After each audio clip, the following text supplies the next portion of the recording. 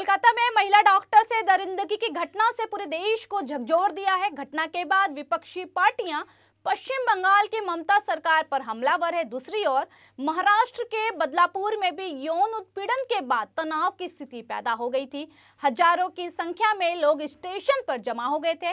इसी बीच रविवार को महाराष्ट्र के जलगांव पहुंचे प्रधानमंत्री मोदी ने महिलाओं के खिलाफ अपराध को लेकर एक बड़ा बयान दिया है। लखपति दीदी सम्मेलन को संबोधित करते हुए प्रधानमंत्री ने कहा कि महिलाओं की सुरक्षा प्राथमिकता होनी चाहिए। गांव में कृषि और डेयरी सेक्टर में बेटियां बिजनेस मैनेज कर रही हैं। राजनीति में भी उनकी भागीदारी बढ़े, इसके लिए हमने नारी शक्ति वंदन अधिनियम बनाया है।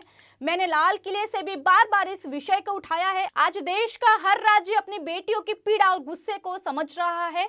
उन्होंने कहा कि नारी के खिलाफ अपराध अक्षम्य अपराध है। उन्होंने आगे कहा कि बेटियों को बताना चाहता हूं कि पहले शिकायत आती थी, एफआईआर दर्ज नहीं होती, लेकिन अड़चनों को हमने भारतीय न्याय संहिता से दूर करने का प्रयास किया है।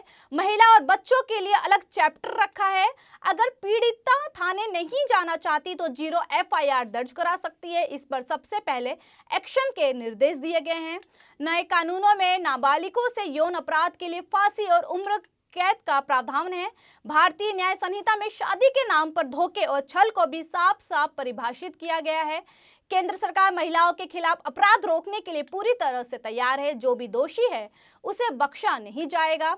महिलाओं के खिलाफ अपराध करने वालों के मददगारों को भी बख्शा नहीं जाएगा, चाहे अस्पताल हो, स्कूल हो, सरकार हो या पुलिस थाना हो। जिस भी स्तर पर लापरवाही हुई सभी को जवाबदेह बनाया जाना चाहिए।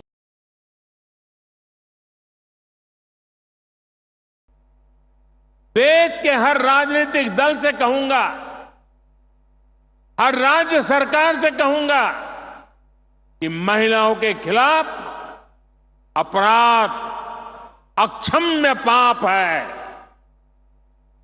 दोषी कोई भी हो वो बचना नहीं चाहिए।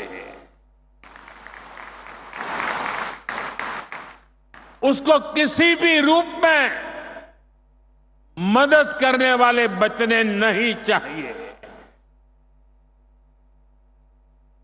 अस्पताल हो, स्कूल हो, दफ्तर हो या फिर पुलिस व्यवस्था, जिस भी स्तर पर लापरवाही होती है सबका हिसाब होना चाहिए। ऊपर से नीचे तक मैसेज एकदम साफ जाना चाहिए। ये पाप अक्षम्य है। अरे सरकारें आती रहेगी, जाती रहेगी, लेकिन जीवन की रक्षा और नारी गरिमा की रक्षा इस समाज के रूप में भी और सरकार के रूप में भी हम सबका बड़ा दायित्व है। साथियों, महिलाओं पर अत्याचार करने वालों को कड़ी से कड़ी सजा देने के लिए हमारी सरकार कानूनों को भी लगातार सख्त कर रही है। आज इतनी बड़ी संख्या में देश की बहनों बेटियां यहां है, तो इसलिए मैं विशेष तौर पर आपको बताना चाहता हूं। पहले शिकायत आती थी कि समय पर एफआईआर नहीं होती, सुनवाई नहीं होती, मुकदमों में देर बहुत लगती है। ऐसी अनेक अड़चनों को हमने भारतीय न्याय संहिता में दूर कर दिया है।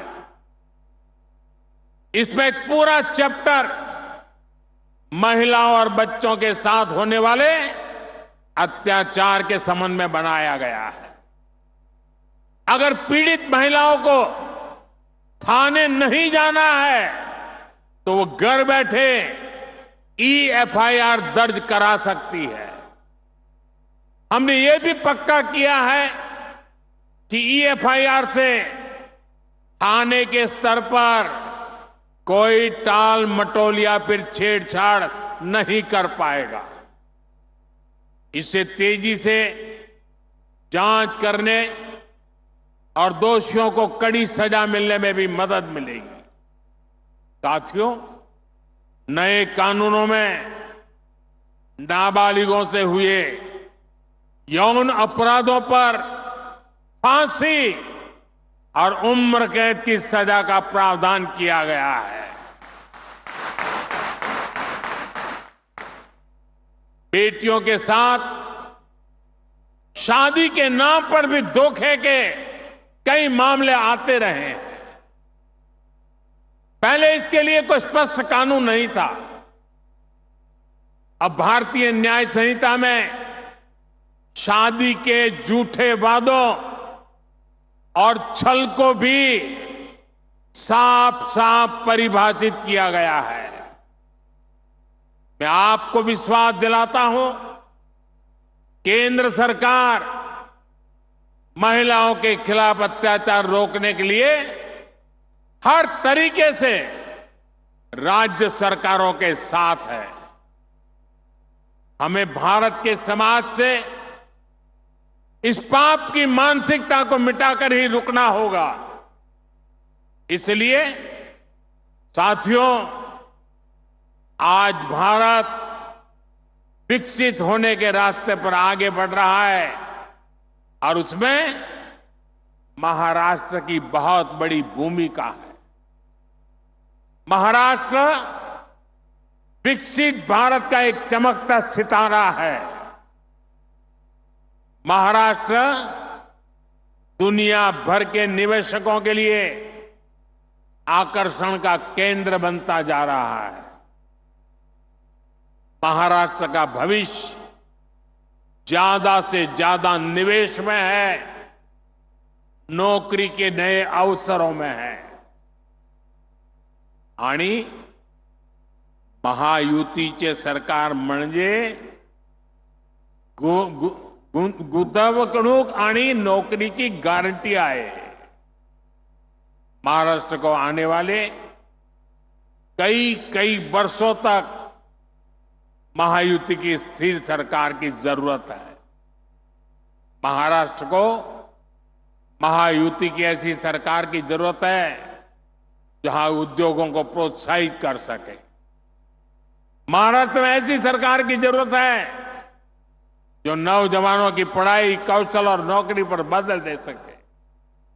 मुझे पूरा भरोसा है कि महाराष्ट्र की स्थिरता और समृद्धि के लिए यहां की माताएं, बहनें आगे बढ़कर मेरा साथ देंगी।